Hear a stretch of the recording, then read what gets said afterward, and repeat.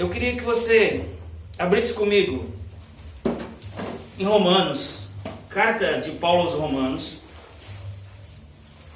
Epístola de Paulo aos Romanos, capítulo 12, texto conhecidíssimo.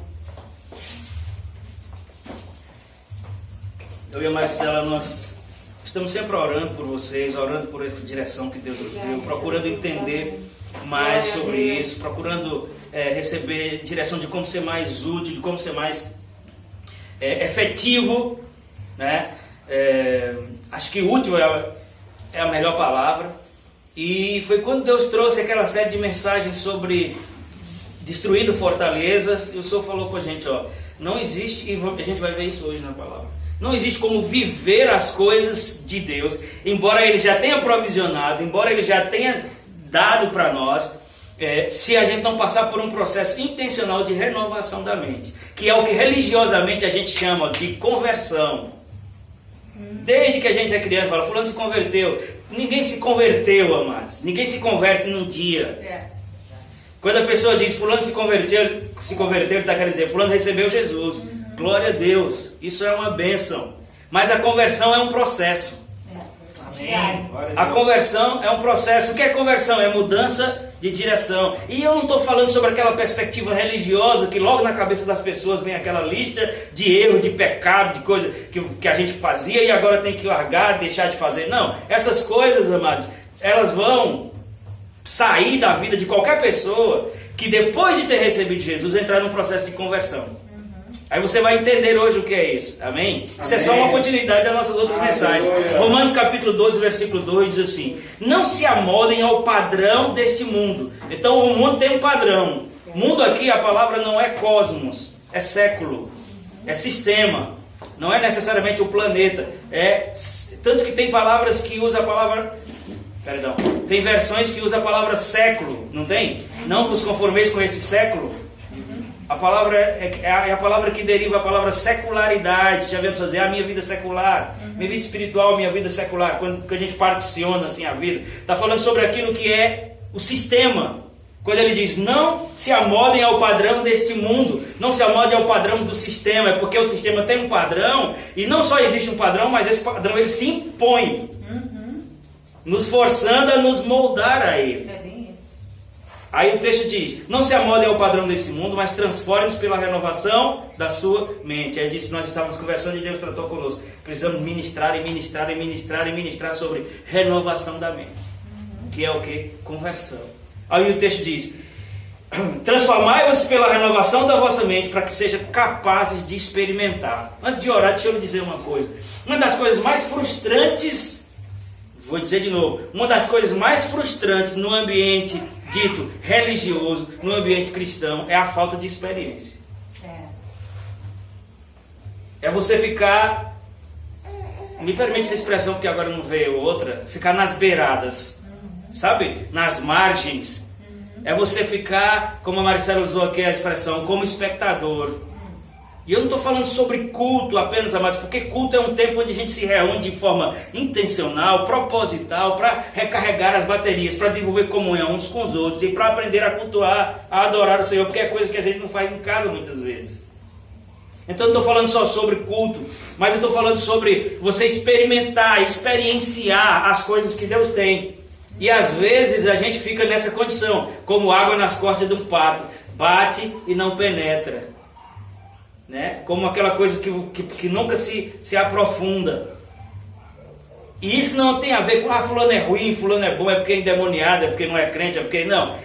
Mas esse papel de acusação não é nosso como igreja, amém? Amém. Ninguém precisa da minha e da sua acusação. Ninguém. A Bíblia diz que o diabo é o acusador. Então quando eu estou acusando, eu estou sendo usado por ele, mesmo que seja no púlpito. Então a gente não está aqui para acusar ninguém. Mas é uma verdade que o quê? Que às vezes a gente está como água nas costas do pato. A gente está com a coisa batendo em nós, mas não entra. A gente está por cima da água, mas não se aprofunda. E eu estava dizendo isso e dizendo, não é porque fulano é ruim, é endemoniado. É porque o texto vai dizer, e transformai-os pela renovação do vosso entendimento para que você possa experimentar. Amém. Para que possa experimentar. Diga, a renovação da mente é uma condição para experimentar. Nem eu, nem você. Mas as pessoas que mais experimentam sobre o que Deus tem é as que entram num processo de renovação da mente, entendendo que está entrando ou não. Necessariamente você não tem que ter essa consciência.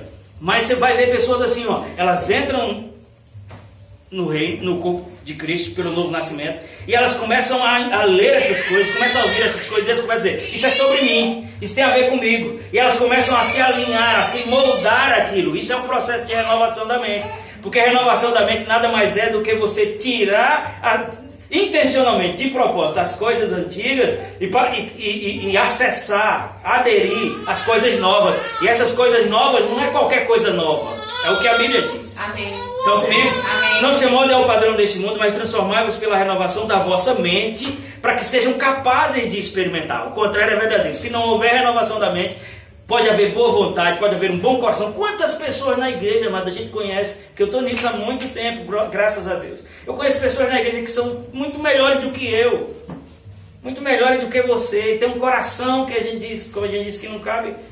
Mas elas estão ali, se morrer vai para o céu, porque o que salva a pessoa não é o que você faz, não é nem renovação da mente. O que salva você é você ter crido na obra de Jesus. Amém. Amém. Então vai para o céu, mesmo vivendo como prego aqui, levando na cabeça direto. Vai morrer, vai para o céu. Mas sabe que essa não é a vontade perfeita de Deus? Senão, assim que eu e você se convertessem, a gente já ia para o céu. É verdade. A gente já ia para o céu. E Jesus disse, eu vim para que vocês tenham vida. Ele não disse, eu vim para lhe levar. Embora Ele vai nos levar, Ele diz, eu vim para que vocês tenham vida e a tenham plenamente. Então, além de ter nos salvado, é uma questão de honra para Deus que eu e você vivamos aqui o que Ele quer que a gente viva. Então, quantas pessoas muito boas, de coração bom, que não trai a esposa, que compra e paga, que tem, ou seja, de boa índole, que não tem como é que diz, uma ficha técnica suja.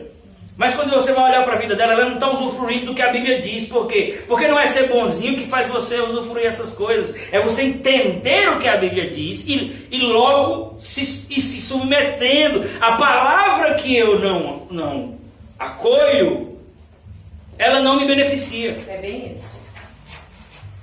Não é a palavra que eu ouço que me beneficia. É a palavra que eu recebo. É a palavra que eu creio.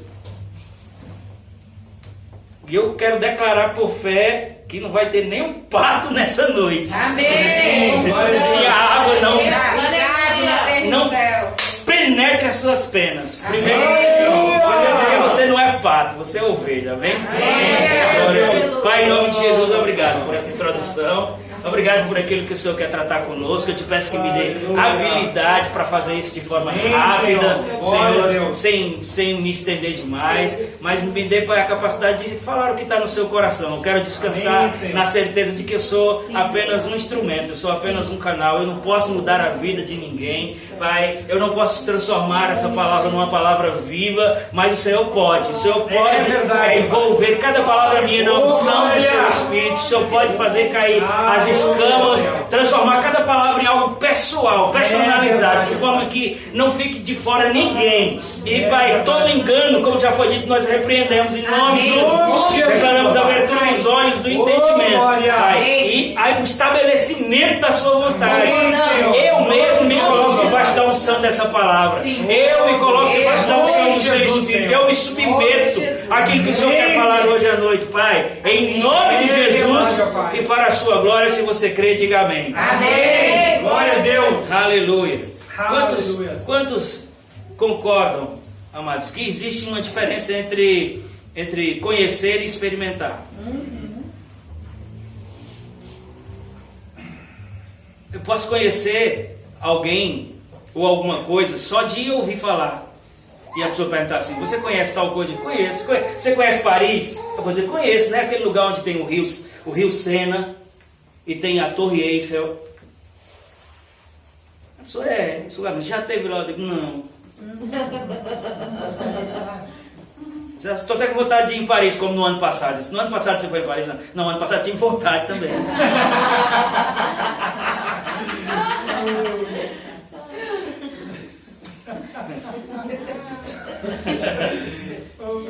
Ano passado eu tive vontade também.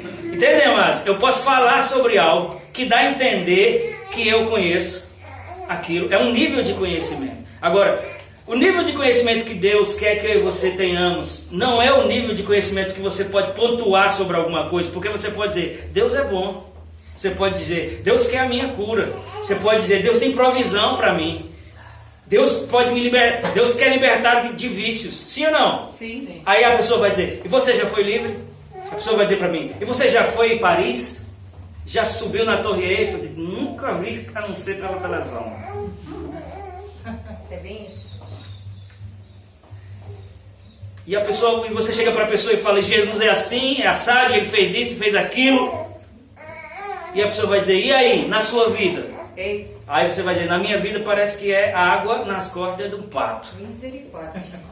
Eu sei disso tudo, mas parece que só é vivo enquanto eu estou ouvindo lá na igreja. Depois que eu saio, parece que quando você bota leite para ferver, que ele sobe. Olha aqui para mim. Quando você bota leite para ferver, que ele sobe ali, ele aquece, né? E ele sobe.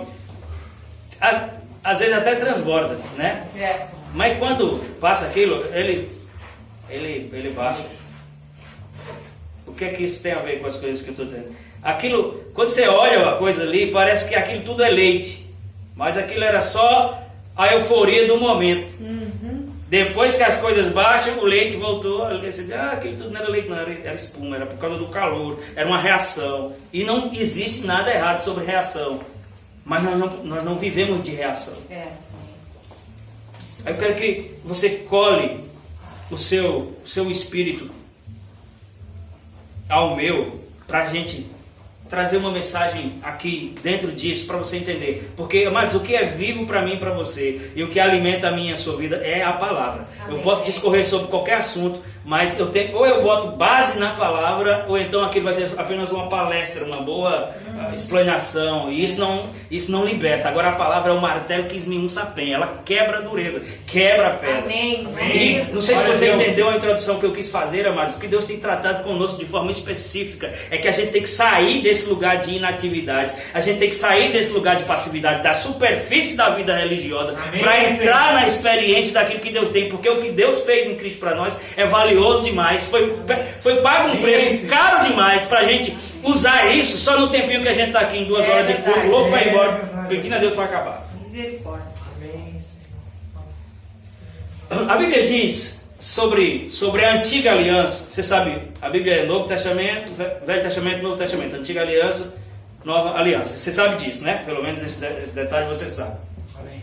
A Bíblia diz que as coisas da antiga aliança são sombra dos bens vindouros. Estão ali como uma sombra, apontando para aquilo que seria. Então, muitas coisas que aconteceram na antiga aliança, elas são usadas de forma com paralelos proféticos. Por exemplo, vou jogar direto para a gente não tem tempo para perder hoje, já comecei tarde hoje.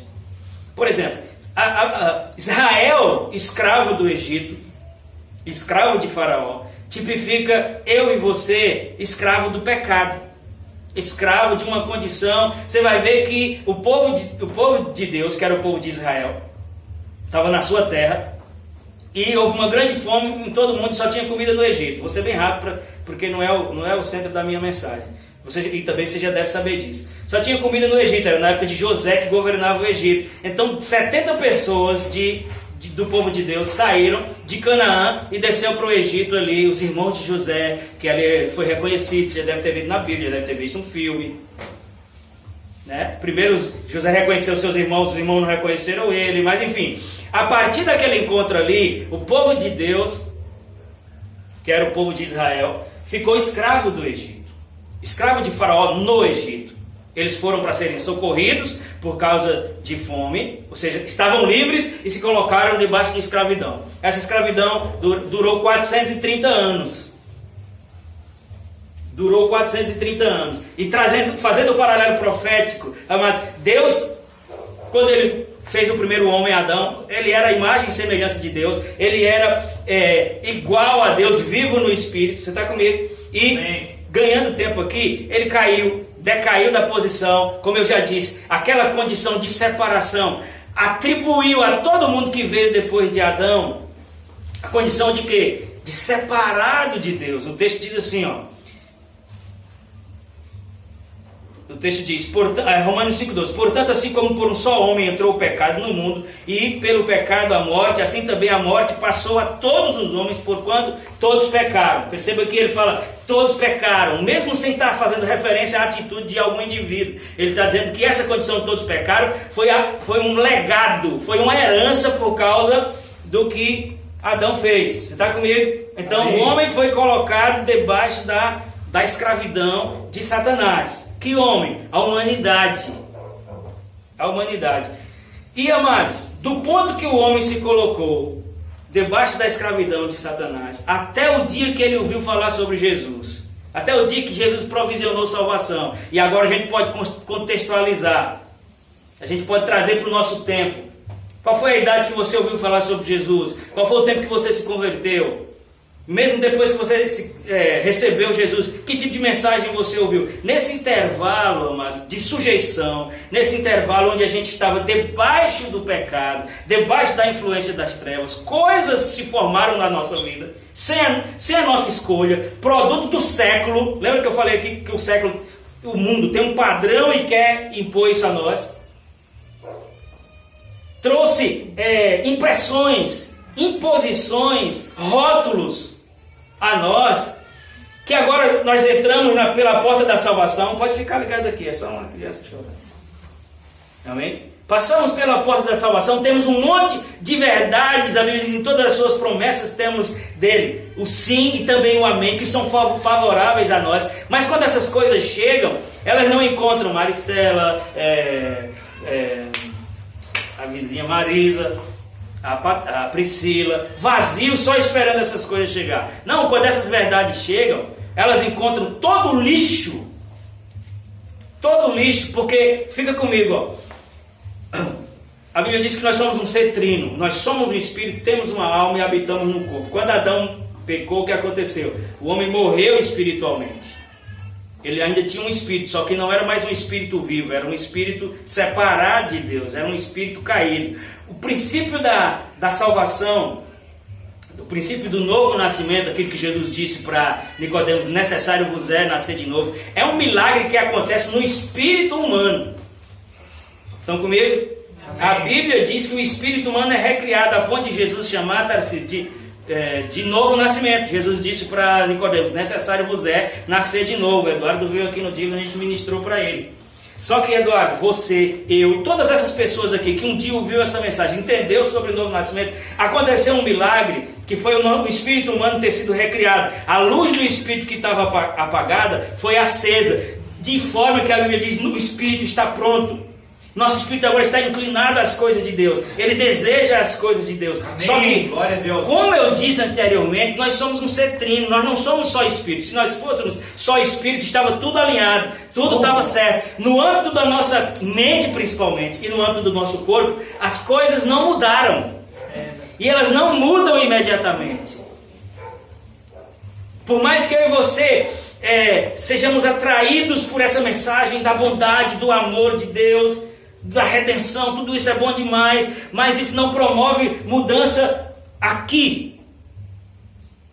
Então a gente tem um espírito pronto, e Paulo dizia assim, eu esmurro meu próprio corpo, porque ele estava dizendo, não é que ele se batia, isso é só uma linguagem figurativa para dizer que, mesmo ele sendo uma pessoa espiritual que sabia das coisas, porque Paulo sabia muito mais do que eu, ele tinha uma luta porque o corpo dele queria fazer coisas diferentes, e o corpo só faz aquilo que passou primeiro pela sua cabeça, pela sua mente.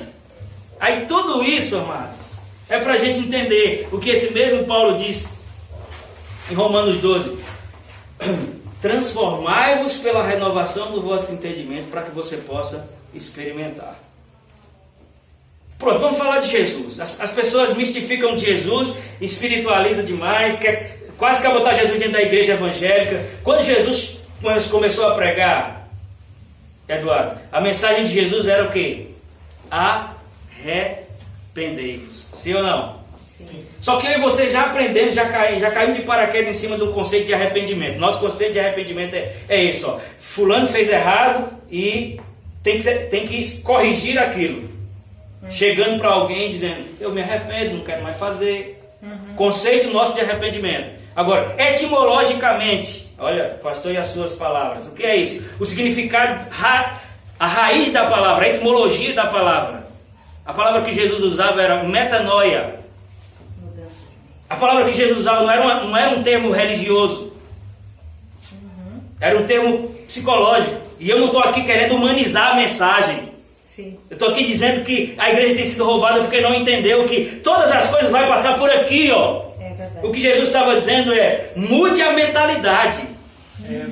Quando ele dizia, arrependei-vos, ele estava dizendo, mude a mentalidade. Antes, João já estava dizendo, arrependei-vos. Depois Jesus dizendo, arrependei-vos. E a gente continua dizendo, arrependimento não é só uma posição de rejeição a um comportamento passado. Porque eu posso rejeitar um comportamento passado e ainda assim repeti-lo. Eu posso rejeitar todo o comportamento passado e ainda assim repeti-lo. Isso é sinal que não houve arrependimento. Quando a gente diz isso, a gente pensa que não houve arrependimento. E diz, não, fulano gosta do que está fazendo. Não! O cara diz, Senhor, eu me arrependo. Isso é ruim. Faz mal para mim, faz mal para os outros, mas eu estou aqui fazendo de novo. Aí o religioso chega e diz, porque não se arrependeu? Trazendo condenação. E eu vou dizer agora, é porque não se arrependeu. Mas agora não é trazendo condenação, é trazendo o entendimento da palavra. Porque arrependimento não é só dizer eu não quero mais fazer, é mudar a mentalidade sobre aquilo. Amém. A Bíblia diz, se estás mortos em Cristo, considerai-vos mortos. Veja que a palavra considerar é um processo da mente. Diga, considerar é um processo da mente. Conversão é isso. Conversão é você entender. Eu passei por uma porta chamada salvação e agora eu vou trabalhar a minha mente em cima dos princípios dessa salvação, considerando o que essa salvação diz para mim. Porque se eu não fizer isso, tem outras coisas que estão rodeando a minha vida e elas não pedem para entrar não, elas forçam. É verdade. Não é como Jesus que diz, eis que estou à porta e bato. Aleluia. Jesus é educado, é um cavalheiro, gentleman. Ladies and gentlemen, um avião. Jesus é um gentleman, é um cavaleiro. O diabo não, ele força, o sistema força, como ele disse aqui, não vos moldeis a esse mundo. Pega um guri dessa idade, ele está sofrendo pressão para fazer o que todo mundo faz, para ser como todo mundo é, para usar o que todo mundo usa. E isso não pede licença, isso vem sobre. Aí nós estamos todo dia diante de verdades que pode levar a nossa vida para uma mudança definitiva. Mas a gente faz pouco caso do que está ouvindo. Ou ainda não entendeu que isso não é como chuva, que só porque você está ali ela vai molhar você. Não, isso é como uma comida que está na mesa, que só vai entrar, só vai nutrir se eu pegar para comer. É verdade. Desse jeito. O que é que isso tudo tem a ver com o povo de Israel que eu estava falando? Eu quero lhe mostrar, amados, que mesmo se eu tiver e você tiver, e nós temos, diga-se de passagem, palavras de Deus, promessas de Deus, até ver manifestações de Deus.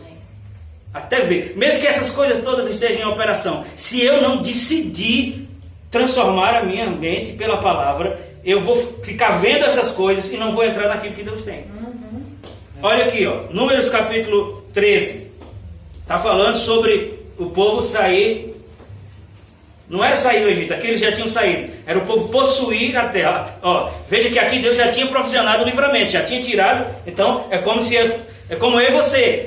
Já não estamos mais debaixo de Satanás. Estão comigo? Eles já não estavam mais debaixo de Faraó no Egito. Eles já estavam a caminho de possuir o que Deus tinha para eles, a terra prometida. Estamos fazendo um paralelo profético. Números capítulo 13, versículo 2 vai dizer assim: envie alguns homens em missão de reconhecimento à terra de Canaã, terra que dou aos israelitas. Deus falando, terra que dou. O que é isso? É uma promessa de dádiva.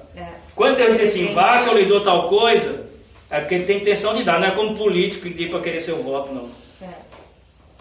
Quantos estão ligados aqui? Amém. Amém. Terra que eu dou aos israelitas. Envia um líder de cada tribo dos seus antepassados, e assim Moisés os enviou. Será Deus falando com Moisés, ao deserto de Parã, conforme a ordem do Senhor. E todos eles eram chefes dos israelitas. Então, eram 12 tribos, eles pegaram 12 chefes de cada tribo, para quê? para espiar a terra. Deixa eu fazer um comentário bem rápido aqui. Aqui a gente está falando de um tempo onde as conquistas eram literais, era batalha. Vai conquistar uma terra, você tinha que lutar, pelejar por ela. Então o que é que eles faziam? Eles iam, literalmente levavam espiões. Aqui eles chamam espias porque é uma linguagem mais arcaica. Se a gente atualizar a linguagem, espiões. Para olhar a terra, para dizer, ó, a terra é assim, é assada, a gente tem que atacar desse jeito. E os espiões eles tinham que ser cuidadosíssimos, porque se eu estou na minha cidade e eu vi um espião, eu tenho que matar esse espião. Porque se eu deixar esse espião voltar, quer dizer que ele vai avisar aquela cidade, a sua terra, qual é a minha condição, e agora vão vir atacar aquela coisa, entenderam? Sim. Aí, versículo 16, são esses os nomes dos homens que enviaram Moisés em missão de reconhecimento à terra. A Oséias, filho de Num, Moisés deu o nome de Josué. Os versículos anteriores estavam dizendo o nome dessas pessoas. Como a gente não interessa o nome delas, aos 16 diz, são esses os nomes daqueles que enviou em missão de reconhecimento. E a Oséias, filho de Num, ele deu o nome de Josué. Quando Moisés os enviou para observar Canaã, disse, subam pelo Neguebe e prossigam até a região montanhosa. Vejam como é a terra, se o povo... Eles iam observar. Veja como é a terra, se o povo que vive lá é forte ou fraco, se são muitos ou poucos, se a terra que habita é boa ou ruim, se as cidades que vivem são cidades sem muros ou fortificadas, porque as cidades elas eram conhecidas pelos muros, como Jericó, por exemplo. Vocês sabem que a cidade era bem segura se ela tivesse um muro forte. Então eles foram. Versículo 23 do mesmo capítulo 13. Quando chegaram ao vale de Escol, cortaram um ramo do qual pendia um único cacho de uva. 2 deles carregaram o cacho pendurado numa vara. Colheram também romãs e figos. Aquele lugar foi chamado Vale de Escol por causa do cacho de uva que os israelitas cortaram ali. Ao fim de 40 dias, ou seja, eles passaram 40 dias observando. Ao fim de 40 dias, eles voltaram em missão de reconhecimento daquela terra.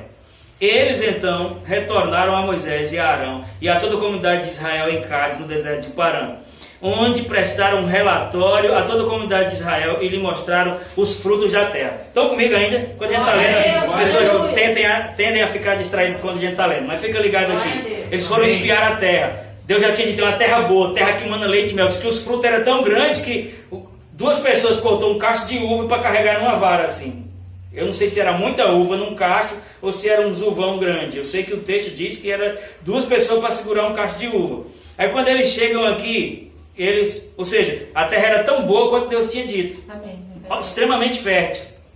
Terra que mana leite e mel. Aí quando eles chegam de volta, eles vão dar relatório sobre o que eles viram. Versículo 27. E deram o seguinte relatório a Moisés: entramos na terra que você nos enviou, onde mana leite e mel. Veja que eles não negaram que a terra era realmente aquilo. O que Deus tem para mim e para você? Um lugar de extrema prosperidade. Amém. Glória a Deus. Se a gente pegar aqui o paralelo profético. É verdade. Terra que mana leite e mel. Aqui estão alguns frutos dela. Versículo 28. Mas o povo que lá vive é poderoso, e as cidades são fortificadas, e muito grandes. Também vimos lá os descendentes de Enac, que eram os filhos dos gigantes. Os amalequitas vivem no Negueb, os hititas, os jebuseus, os amorreus vivem na região montanhosa, os cananeus vivem perto do mar. Tudo isso são referências de inimigos. Então Caleb, que era um dos 12, então Caleb fez calar o povo diante de Moisés e disse: subamos e tomemos posse da terra, é certo que venceremos. Mas os homens que tinham ido com ele disseram: não podemos atacar, o povo que está lá é mais forte do que nós. Eu vou só concluir o texto e você fique ligado para ver como é interessante isso. O povo que está lá é mais forte do que nós. E espalharam entre os israelitas um relatório negativo acerca daquela terra. E disseram: a terra para a qual fomos em missão de reconhecimento devoram os que nela vivem. Todos os que vivem lá são de grande estatura. Vimos também os gigantes, os descendentes de Enac, diante de quem parecíamos gafanhotos, e eles a nós. Tem outras versões que diz: aos nossos próprios olhos éramos para eles como se fôssemos gafanhotos. Aí não sei se você lembra que eu fiz um comentário agora há pouco, que embora realmente os descendentes de Anak estivessem ali, que era o que eles chamavam de filhos de gigantes, eles eram como Golias, tinha 6 côvados, né, chegava a mais de 3 metros de altura, que eram os filhos de Enac. Embora eles fossem muito grandes, embora essa cidade fosse fortificada, Primeira coisa, amados, é que eles não foram vistos. Como é que eles tinham dito? Porque eles voltaram. Se eles voltaram para trazer relatório, é porque eles não foram vistos. Porque se o inimigo vir o espia, ele vai matar o espia. Ele não vai deixar o espia voltar. Então eles voltaram, quer dizer que eles não foram vistos. Mas eles disseram, eles são para nós como gigantes, e aos nossos próprios olhos nós somos para eles como gafanhotos. O que é isso? Isso é a mentalidade que esse povo herdou por ter passado 430 anos debaixo da escravidão do Egito. Lembra quando eu disse que quando eu e você chegamos de Egito, a gente já trouxe, Maristela, Roger, a gente já trouxe um pacote de coisas, de imposições. Você é fraco, você não consegue, você já errou demais. Você nunca vai ter um salário melhor do que esse, você nunca vai conseguir. Tem um dedo podre. Sabe dedo podre? Não precisa explicar, né? Amados, olha o ambiente. Deus, isso aqui não fui eu, não. Deus falou com eles. Vá que eu dou a vocês a terra. Aí ainda Caleb se levantou no meio deles. Caleb e Josué foram os únicos que não se deixaram afetar. Disse, não, Deus nos deu essa terra. Nós os comeremos como se fôssemos pão. Afastou-se deles a sua cobertura. Ele sabia, Deus está conosco, não é com eles não. Mas eles disseram, não é assim não. Eles são grandes demais e nós somos fracos. Por quê? Porque essa geração aqui não era mais aqueles 70 que chegaram no Egito. Aqueles 70 já morreram há muito tempo. Aqui foi uma geração que já nasceu debaixo das imposições de Faraó, que já nasceu trabalhando só pela comida, que já nasceu construindo as pirâmides, as construções faraônicas do Egito, só para sobreviver. Que vivia plantando a semente de Faraó, vivendo na terra de Faraó, sendo vendidos ao próprio Faraó. Era um povo sem identidade, só que eles foram libertos, não foi por Bolsonaro não, foi Deus que os tirou de lá com mão forte. Glória a Deus. E tirou de lá abrindo o mar, tá comigo? Tirou de lá fazendo sair água da rocha, tirou de lá, mas fazendo cair codornizes do céu, para eles comerem. Tornando água amarga em água doce, milagres e mais milagres eles viram. Só que não adianta você ver uma porção de milagres se sua mente tiver registrada uma condição que coloca você de fora daquilo que Deus tem. É verdade. Oh, você está entendendo, irmão? É verdade. Entende que Deus tem ministrado isso no quarto culto. O que Deus está querendo dizer aqui? Vocês estão acenando, pedindo para eu fazer coisas que eu já fiz e que vocês têm que tomar posse, que vocês têm que se colocar. Se você não conseguir se ver dentro do plano de Deus, outra pessoa não vai ver, não. E eu digo mais, outra pessoa pode até ver, mas ela não pode colocar você lá. É verdade. Você sabe o que é? 430 anos sofrendo. Aí, deixa eu continuar o texto. Agora, versículo 14. Estamos falando de um povo que passou 430 anos preso. Aí no versículo 14, naquela noite, toda a comunidade de Israel começou a chorar em alta voz. Lembre que aqui esse povo já tinha sido liberto e estava na caminhada para a terra prometida. Começaram a chorar em alta voz e a se queixar de Moisés, ou melhor, e a queixar-se contra Moisés e Arão, que eram os líderes, né? Moisés, o representante político, e Arão, o representante religioso, vamos dizer assim. E toda a comunidade disse, meu Deus, olha o que eles disseram. Quem dera tivéssemos morrido no Egito. Misericórdia. Mentalidade pequena. Quem dera tivéssemos morrido no Egito ou no deserto. Por que o Senhor nos está trazendo para essa terra? Para nos deixar cair a espada? Nossas mulheres e nossos filhos serão tomados como despojo de guerra. Não seria melhor voltar para o Egito? E disseram uns aos outros, escolheremos um outro chefe e voltaremos para o Egito. Fica comigo em nome de Jesus, porque eu não quero me estender, eu preciso que você entenda isso. Mudança de mentalidade, renovação da mente. Amém. Precisa acontecer por causa de uma coisa. Nós, Roger, quando atingimos uma idade, a gente assume um lugar mental, Eduardo. Isso é mais forte do que qualquer outra coisa. Um lar. O que é um lar? O que é um lar? Um lugar. É um lugar. Não é só um lugar. É um lugar onde você reconhece que é seu. Aqui é a casa da Marisa. É uma casa? Agora é meu lar? Não. É o lar dela. Agora aqui é o meu lar. É uma casa igual a dela, só que a diferença é que é o meu lugar. E todos nós, quando chegamos nesse ponto de entrar, de possuir, nós já temos um lar mental Sim. definido. Que muitas vezes, ou na maioria das vezes, é diferente daquilo que Deus tem planejado. Fraqueza, um autorretrato depreciativo. É. Sou gordo, sou feio, sou magro, sou alto. Errei, não consigo. Aí, nós ouvimos a palavra, somos sacudidos por ela, glória a Deus, aleluia. E a gente está saindo daquele lar antigo, porque a Bíblia diz que Ele nos transportou do império das trevas para o reino do seu Filho amado. Aí agora Deus está mostrando aqui a nossa nova casa. Amém. Nossa nova casa, uma casa de vitória, uma casa de acerto, Amém. uma casa de avanço, uma casa de emprego melhor, de Amém. saúde divina. Amém. Glória a Deus. Estão entendendo ou não, amados? Amém. Só que a tendência é você querer voltar para aquele lugar que você acredita que é o seu. É por isso que a renovação da mente não é uma coisa que acontece sem ser intencional. É verdade. Eu quero saber, os irmãos não estão entendendo. Amém. Né? Perfeitamente. Os irmãos estão entendendo. Que eles estavam dizendo aqui, ó. Quem sabe a gente não volta. Diz que esse povo comia alho e cebola, irmão. Cebola nem de Deus é. É sim. Tô brincando, é só que eu não gosto de cebola. Cebola em conserva. É uma desse povo. Isso é tempero. Você tá comigo, Amado? Isso não é comida. E agora eles estavam cogitando voltar. Ei, amado, em nome de Jesus, Espírito Santo, como eu estava orando ali, que o Senhor cresça. Eu não tenho acesso do coração das pessoas. Deus tem que falar isso com você. Sim. E comigo também. Amém. Amém. Por que a gente não volta? A gente passa. Renovação da mente é isso, amados. Eu não sei quanto tempo a gente passou vivendo o errado. Eu não sei quanto tempo a gente passou debaixo de imposição. Agora, quando nós chegamos em Jesus, Ele está dizendo: vinde, todos que estão cansados, oprimidos e sobrecarregados. Ele não está dizendo: se conserte melhor. Não, ele diz: vem assim, do jeito que você está, fedido, sujo, quebrado, traindo. Ele não está dizendo tudo isso é certo e continue. Não, ele está dizendo: vem assim, vem como você está.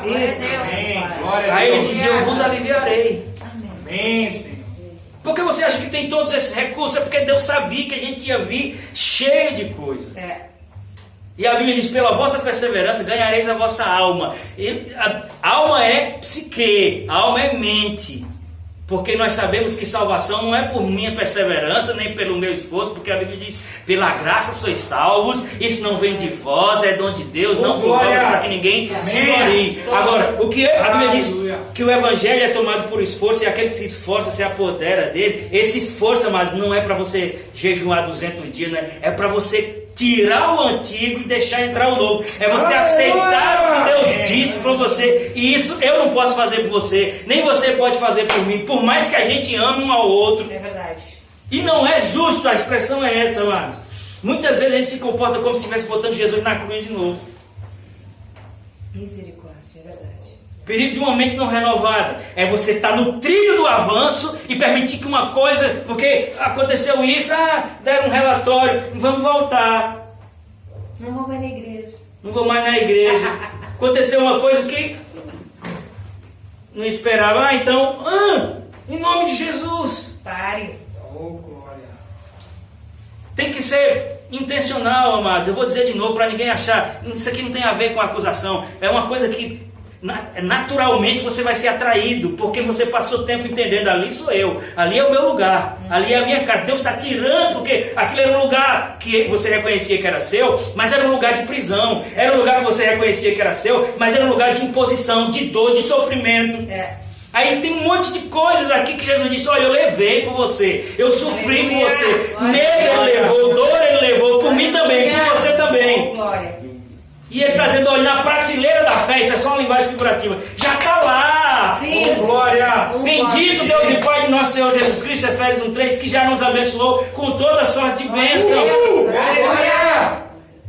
É meu. Ele já abençoou, Ele não vai abençoar, mas essas bênçãos elas não caem sobre nós, amados. A gente tem que tomar posse. Eu já falei aqui que o bom combate da fé é sobre tomar posse. Amém. 1 Timóteo 1:7, sei lá, Diz, combata o bom combate da fé e tome posse, porque Deus enviou Jesus exatamente porque a gente não tinha como fazer sozinho. Aí esse povo aqui, Deus já tinha feito toda espécie de milagre, tinha manifestado um monte de coisa, e agora uma notícia desfavorável. Eu queria dizer a você que nunca mais você vai ter uma notícia desfavorável, mas talvez eu esteja mentindo para você. Porque Jesus disse, no mundo tereis aflições. A gente não é daqueles crentes que dizem, opa, minha aflição, venha minha aflição. Eu chamo a existência o meu problema. Não.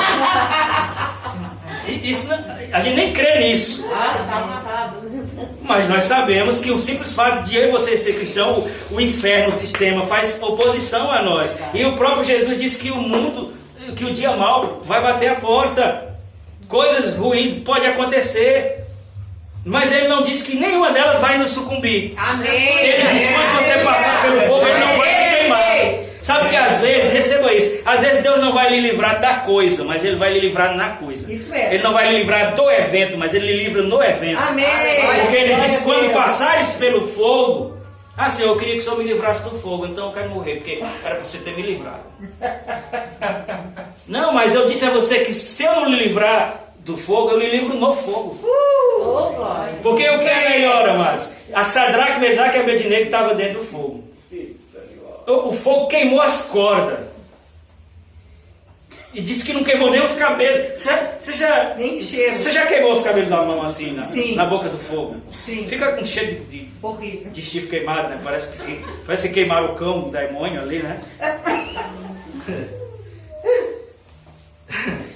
Então acredita que não, nem os cabelos dele, isso está na Bíblia. Nem Diz cheiro. que nem cheiro de queimado não tinha, porque eles saíram dali, sequer referência de sofrimento eles tiveram. Toma. Eu fico pensando que Esse se é foram o jogados Deus. 3 homens amarrados no fogo, daqui a pouco tinha 4 e estavam conversando. Imagina ele sentado num pau daquele, pegando fogo assim. Você está aí, Jesus? Vamos conversar aí. Porque o que é melhor? É ser livrado do fogo ou tirar o poder do fogo? Porque eles tiveram que testemunhar. Engraçado, o fogo está ali, mas não queima eles não. Engraçado que as cordas que a gente jogou eles presos já se queimaram, eles estão livres. Mas o fogo não queima eles. Aqui eu não estou fazendo apologia a sofrimento, amados. Eu só quero que a gente entenda que, infelizmente, coisas vão acontecer. Mas nós temos uma palavra que diz, da parte, várias da parte de Deus, que diz que em todas as coisas somos mais que vencedores. Amém. Que diz que Deus, por meio de Cristo, nos conduz vitoriosamente. E quer que eu diga mais, pastor, mas o senhor não sabe o meu problema, o meu é grande demais. Mas não vamos competir em sofrimento para a gente não estragar essa noite. Porque o que a Bíblia diz é que não há prova que a gente não possa suportar. E mesmo quando essas coisas vêm, a Bíblia diz que Deus já dá para nós o escape. Desse jeito. Sabe o que Tiago diz? Tende por motivo de grande alegria o passares por diversas provações. Por que alguém diz, amado, crente maduro, pelo amor de Deus, permita que a palavra produza maturidade, senão isso aqui não vale nada. É verdade. Olha o que a Bíblia diz: tende por motivo de grande alegria o passagem por diversas provações, porque a prova da vossa fé produz perseverança, e a perseverança tem que ter ação completa, fazendo com que a gente não seja em nada deficiente. Glória. Engraçado, né? Uma vez o Senhor me deu uma mensagem: provados, mas não reprovados. Glória. É que é o que isso aqui quer dizer. Por que alguém diria, tende por motivo de grande alegria o passagem por diversas provações? Por acaso é sádico? Não, é porque sabe que o próprio Deus que diz isso também diz que não há nenhuma prova que a gente não possa suportar e garante que nós vamos sair do outro lado. E é por isso que ele diz que tende por motivo de alegria passar por diversas provações, porque a prova da vossa fé produz perseverança, e a sua perseverança tem que ter ação completa. Ou seja, quando a gente passa pelas coisas, a gente não fica pior não, a gente fica mais forte. Amém. Ele disse, você vai sair do outro lado e não vai ser em nada deficiente. Amém. Agora a gente aprendeu a ser dodói. Foi mimado pela mãe, pelo pai, sei lá, pelo que danado foi. Aí Deus dá uma grande oportunidade da gente agir como mais que vencedor. Ele fica nesse negócio de igreja, não dá certo não.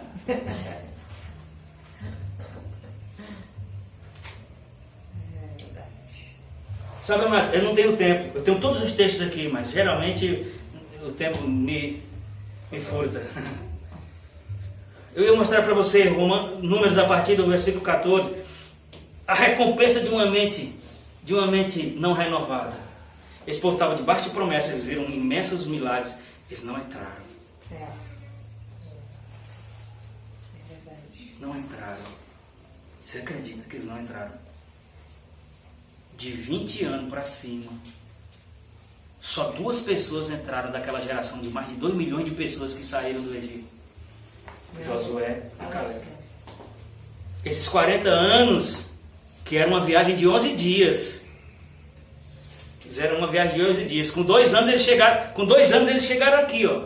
2 anos, eram 11 dias. Com 2 anos eles estavam na porta de entrar em Canaã. Com 2 anos. E ainda rodaram mais 38 anos. Tá. Fazendo volta no mesmo lugar, por causa de desobediência, por causa de dureza, murmuração. Sabe que, resumindo, porque o tempo não me permite, essa geração de 20 anos para cima morreu toda. Ou seja, os que tinham de 20 anos para cima, na faixa de 60 anos, morreu todo mundo. Só que tem a nova geração, que já foi a geração da saída do Egito, a geração que foi criando outro lar. Está comigo? Mesmo eles vendo os murmuradores, mesmo eles vendo os reclamadores, mas eles também estavam vendo o mar se abrir, eles também estavam vendo a água sair da rocha, eles também estavam vendo um Deus ser gracioso. Isso é Deus. Eu quero que esse povo merecia, mas o que a gente diz na Paraíba, uma camaçada de pau. Era um povo murmurador, reclamava de tudo. Eles queriam perguntar a Moisés onde é que enterrava o cocô. O povo no deserto. Se fosse eles, espalhe na cabeça. Ainda bem que não era eu. Porque era um povo e reclamando o tempo inteiro. O cara era líder de milhões de pessoas, até que o sogro dele deu uma dica: não bote as pessoas sobre 100, enfim, é outro assunto isso aí. Mas as pessoas eram um povo. A Bíblia, o próprio Moisés chamou eles de dura cerviz. Isso, traduzido numa linguagem de agora, eram pessoas que não se dobravam. Tanto que Moisés passou 40 dias. Olha só que loucura, mas Moisés passou 40 dias falando com Deus. Sabe o que eles fizeram? Juntou um kit de brincos, essas coisas. Fizeram um bezerro de ouro e disseram: esse bezerro nos tirou do Egito. Meu Deus do céu. Então, a recompensa de uma mente não renovada. Não entraram.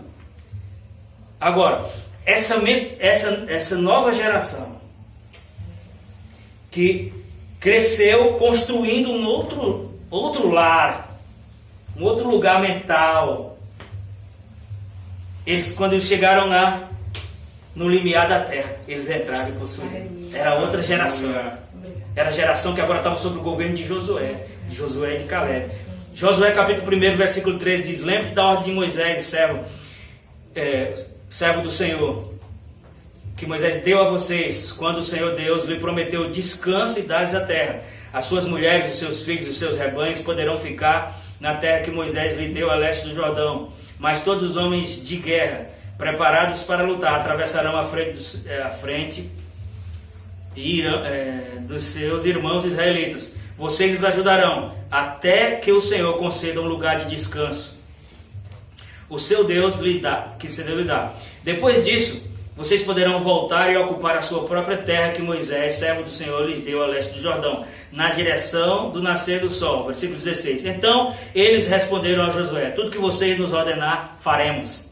E onde quer que nos enviar, iremos. Assim como obedecemos totalmente a Moisés, também obedeceremos a vocês. Somente que o Senhor, o seu Deus, seja com você como foi com Moisés. E todo aquele que se rebelar contra as suas instruções e não obedecer às suas ordens, seja o que for que você ordenar, será morto. Somente seja forte e corajoso. Nesse mesmo versículo, nesse mesmo capítulo, Deus fala algumas vezes com Josué, você já deve ter dito: seja forte e corajoso. Você vai fazer essas pessoas possuir a terra. E aí entra a história de Jericó, que você já conhece, que eles rodearam por 7 dias, no 7º dia rodearam 7 vezes, e um muro. Quando a gente fala em muro, a gente pensa num murinho desse, né? Os muros das cidades, eles eram tão largos que pessoas moravam em cima, construíam casas em cima. a segurança da cidade era representada pelo muro. E eles gritaram ao comando de Deus e o muro caiu. E depois eles possuíram a terra. Aleluia. Glória a Deus. Quantos estão entendendo, amados? Amém. Agora, você consegue permitir que o Espírito Santo lhe ajude a personalizar essas coisas aqui? Você sabe sobre o que eu falei hoje? Você entendeu sobre o que eu falei hoje? Que nós precisamos entrar de forma intencional nesse lugar da vontade de Deus para nós, nos colocando, eu tenho, eu posso, não por mim mesmo, não pelo meu próprio mérito. Essa palavra é para mim. E o que eu não sei, eu vou me expor à palavra, porque não existe renovação da mente sem exposição à palavra. É verdade. Porque a renovação da mente nada mais é do que a substituição. É. Eu sugiro um livro para você, A Grande Troca. Seus Pensamentos pelo de Deus, de Rob Thompson. Um livro que vai lhe ajudar muito a entender isso aqui. Só para você ter ideia, era um cara que se converteu dentro do hospital, do sanatório. Ele não era assim, eu estou doente, vou tomar uma fluoxetina. Não, ele estava doido mesmo, doido. Louco. E ele foi curado dentro de um sanatório e se tornou um autoconferencista com livros dos melhores. Eu tenho alguns livros deles aí, cada um melhor do que o outro. Excelência do Caráter, um monte de livro sobre liderança, um monte de livro. E o que ele entendeu? Essas coisas aqui. Sabe? Se não acontece, eu vou encerrar com isso. Se não acontece, se a gente não entrar num processo de renovação da mente, se convertendo, o que é se convertendo? É você a cada dia se aceitando, se vendo, se considerando morto para o pecado, se vendo como filho de Deus, permitindo que essas coisas entrem, que não fique só no seu ouvido, entre no seu coração. Você pensa que amanhã o céu vai estar mais azul, a grama vai estar mais verde, tudo vai ser do mesmo jeito, mas a minha postura interior, ela tem que ser de fé. Amém. Você tem que ministrar a sua própria vida, você tem que dizer, não, é o sentimento dizendo, você está ruim, e você dizendo, não, a Bíblia diz que eu tenho a mente de Cristo, Amém. eu sou vencedor mais que vencedor. Isso é a renovação da mente. Aí a resistência, nesse texto de Josué 1,9 vai dizer, ninguém poderá te resistir todos os É dias. isso aí. A resistência existe, mas uma hora ela vai ceder. Amém. Amém. Glória a Deus. Em nome de Jesus. E amados, a minha família, a sua família, nossos vizinhos, eles vão ser beneficiados pela pessoa que eu e vocês somos em Deus, quando a gente se permitir ser. Porque eu vou dar um conselho, rejeite religião, não seja religioso. Isso mesmo. Desse jeito. Regra, isso é fraco, isso nos cega. Agora conheça Jesus, se aprofunde nele, Amém. entre na palavra, sabe? Não fique medindo com pessoas, isso está errado, isso está certo, não coma isso, não beba isso. Isso é religião, isso só torna a gente falso, julgativo. Agora conheça Jesus, se detenha em saber o que ele fez, como ele fez, haja como ele agiu. Amém. Ame como ele amou. Amém. Isso mesmo. Desse jeito. Obrigada. Mas sou crente, mas meu braço não. Isso não existe não, mano. É umas coisas que só tem na cabeça de crente. É querer dizer que uma parte do corpo é crente, outra não é. É dizer, a minha vida secular e a minha vida espiritual. Você não é gato que tem mais de uma vida. Isso é uma coisa que a gente inventou. Na minha vida espiritual está tudo bem, mas na minha vida secular, depois tem duas vidas. Eu só tenho uma. Glória a Deus. Nós temos um grupo no WhatsApp. Eu nem gosto muito de fazer isso. E vocês também têm meu privado. Tem dúvida? Pergunta. Nos alimentemos da palavra, amados. Eu não fundei uma igreja para ser um clube social, para ter amigos somente. Não, eu amo cada um, quero ser amigo de todo mundo. Mas Deus não me levantou para fazer amizades somente. Amém. Porque para fazer amizade é churrasco, Agora, para libertar pessoas é a palavra. Amém. E se cada um de nós entendermos isso, mas a gente é meia dúzia de pessoas que, mas se a gente entender e começar a viver essas coisas, isso vai